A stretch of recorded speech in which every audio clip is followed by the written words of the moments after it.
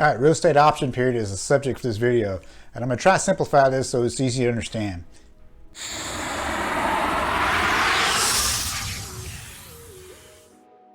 My name is Gerald Enriquez, an active real estate investor and realtor here in Texas.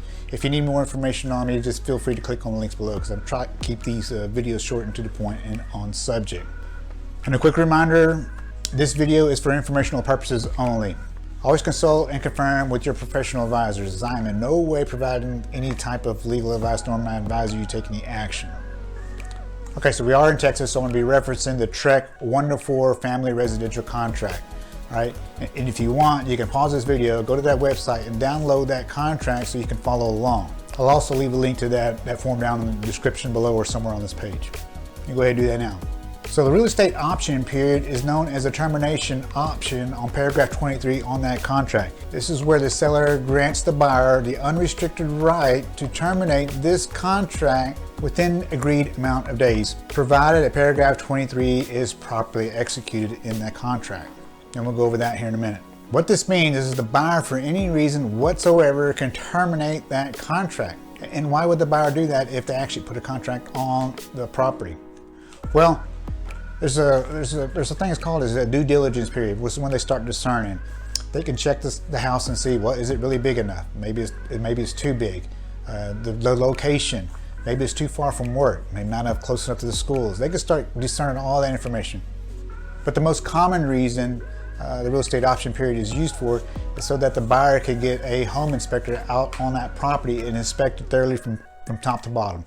Once that inspection is done, and keep in mind they can also reference professionals in their trade, such as the electrician, the plumber, the HVAC, which is the air conditioning and heating. Right? They get those guys out there as well, but more than likely you'll have to be paying it for it as a buyer. Now, once that report gets back in, you can look at it and say, well, you know what, it's all good. It's nothing really out of whack. Or there could be some things in there that you weren't really aware of that was brought to your attention. So now you have a chance to sit there and renegotiate with the seller. The seller doesn't have to go back on the price or agree to do any pairs. You just enter in that renegotiation period if you choose to do so and if you can work something out with the seller. Otherwise, the buyer can terminate. So, well, that's just too much money. I'm not going to pay for all that.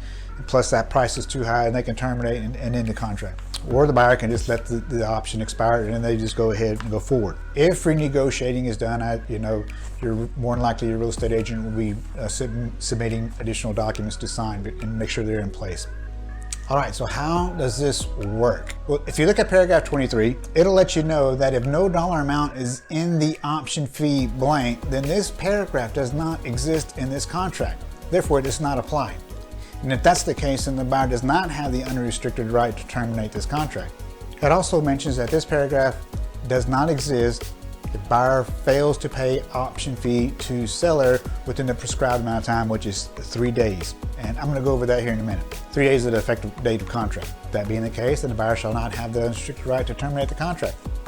Now, the buyer can terminate the contract provided everything's in place by giving proper notice within the prescribed time, and again, I'm going to go over that in a second. Now, if the buyer terminates, then the option fee will not be refunded. That's for the seller to keep, because the buyer is basically paying the seller for that right. However, the earnest money will be refunded to the buyer. If buyer elects not to terminate and everything goes forward, then as per executed contract, the option fee will not be applied towards the sales price at closing, which means it's going to count towards the sale price or it's not going to count towards the sale price. And that depends on how it's written up in the contract. All right, let me show you the contract real quick, and then we're going to get on the board and explain the time frame. All right, this is page 8 of 10 on the real estate contract we were referencing. That was the TREC 1-4 family residential. This is paragraph 23, the termination option, also known as the real estate option period.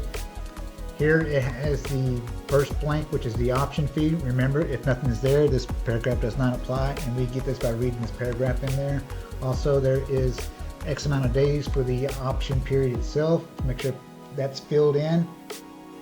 And if the buyer does not terminate and proceeds with the contract, then the option fee will or will not be credited to the sales price at closing. That'll be checked on right here. Now, you'll notice it references effective date of this contract. And that's going to be down here a little bit lower on this page. On this big square, it actually says effective date, and I got it highlighted. This should be filled in by the broker after all parties involved have already signed the contract. Now also up there when it says within a number of 3 days, I believe, this is your option receipt page. The buying agent should be taking this to get the listing agent or the seller to sign for that option fee, so that way you're in compliance and everything's in place to make sure that you are within that time frame prescribed. And that is to receive the option fee. The other days involved is just going to be the option period time frame. And we're going to get on the board to kind of explain that. All right, so now we're going to go over the timing of this paragraph. And keep in mind, it says time is of the essence.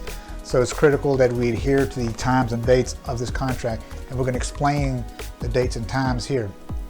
Now, we're going to be using our example, the date of the 23rd as our effective date. So that's going to be, actually going to be right here, 23rd. All right, that's the effective date. Now we got now the buyer's got 3 days to get the seller the option fee. This is going to be day 1. The next day, 2, 3. All right. So the third day is going to be on Sundays, and yes, Sundays and holidays do count because the contract's written up within those days. So as long as the buyer gets the option fee to the seller the third day, then the remainder of the option is in effect. So this could be 4, 5, 6, 7, 8. Now, and according to the contract, on the 8th day, just because we're using 8 days as an example, 5 p.m. is when this option period expires. So if the buyer wants to terminate the contract, all you gotta do is serve that notice before 5 p.m. on the 8th day, and the contract will be terminated. No obligation to the buyer. However, the buyer does not receive the option fee back, the seller keeps that. All right, I hope they helped you out. If you have any more comments, questions, and or concerns, by all means, leave them in the comment section below and I'll address those as soon as I can. If you or somebody you know needs some help with their real estate needs, by all means, feel free to reach out to me. I do have a large network of investors as well as real estate agents, and I'm sure between all of us we can address your needs and help you out. All right, take care and God bless.